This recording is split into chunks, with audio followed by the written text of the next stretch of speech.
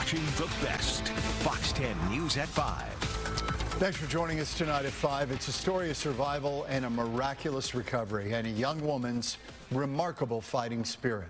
Nearly 2 weeks ago, Buckeye police say a young woman was shot in an attempted murder-suicide. But despite the odds, she survived and shared her story with Fox 10's Lauren Clark. Lauren. Hey there, guys. Anaya Brown's story is just so remarkable and so inspiring. And she said she wanted to speak out to give a message to all women who are in relationships to trust your gut and that domestic violence doesn't always look the way that you think it might. Now, as she's recovering, she says she's determined to make a mark on her life. It's something you usually hear about, not really live through. 20-year-old Anaya Brown didn't want to show her face, but wanted her voice to be heard. The former college basketball player is a survivor. It was a crazy situation, but I made it through. She says on November 19th, her ex arrived at her home uninvited and agitated. He came, telling him to leave. He wants to go through my phone. He wants to ask me questions about just a whole bunch of different stuff after I've already told him that it was over, our relationship was over. Soon after, she says he pulled out a gun. I seen the threat, like I told him, I said, okay, like, you're kind of scaring me. His voice started changing. The look in his eye was different. My door automatically locks, so I had to go inside of my pocket to get the key. By the time I finally told him, like, I don't want to talk anymore, I'm going to go inside. And at that point, that's when he fired the shots. Anaya was shot 8 times in front of her Buckeye home. Police say her ex then turned the gun on himself. He died hours later. As first responders rushed Anaya to the hospital, she was determined to live. Stay awake and just keep breathing and answer all the questions that they were asking me at the time. Doctors discovered she was shot in her arm, hip, and side of her lower back, but none of the hits pierced vital organs. She was released from the hospital just in time for Thanksgiving. Knowing that I'm going to make a full recovery, knowing that I could still kiss my little siblings. Anaya wears a cast and needs a cane to walk around. She will need physical therapy too. But more than ever, she's holding on to one truth. She's here for a reason. And it just kind of solidifies, like, I'm supposed to be here and I have some stuff to do. She certainly does. Now, Anaya has a lot of plans. She intends to graduate with her degree in business administration.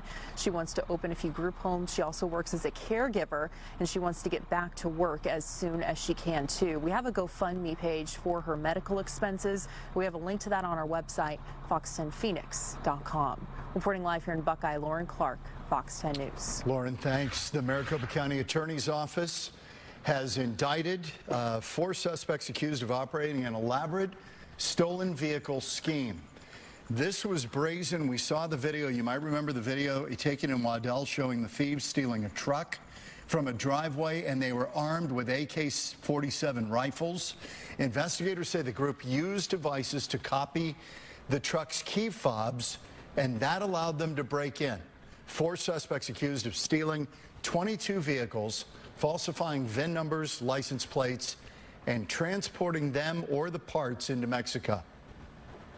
Their actions represent not only a significant financial loss to victims, but also a grave threat to public safety. Each of the defendants now faces serious felony charges.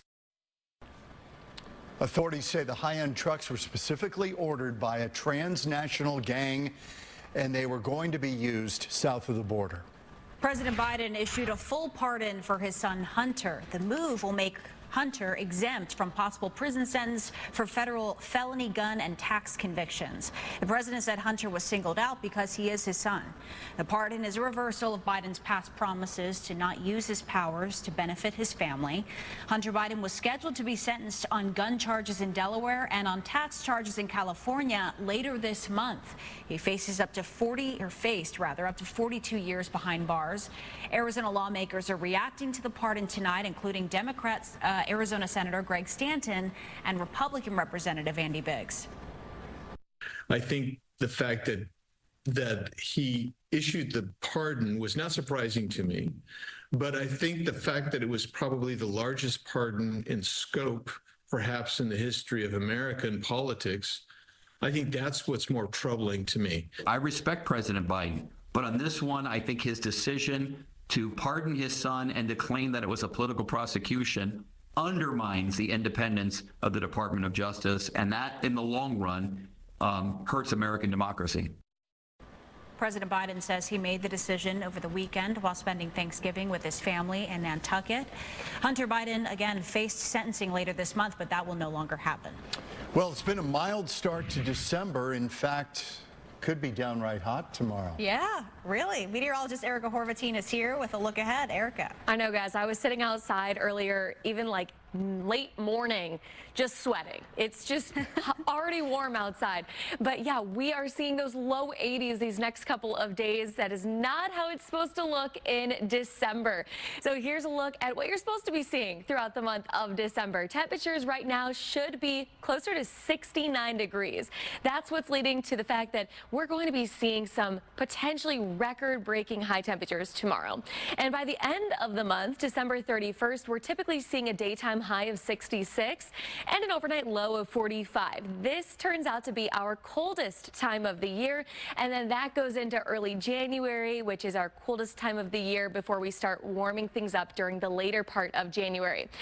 In December, we typically see 0.73 inches of rain in Phoenix.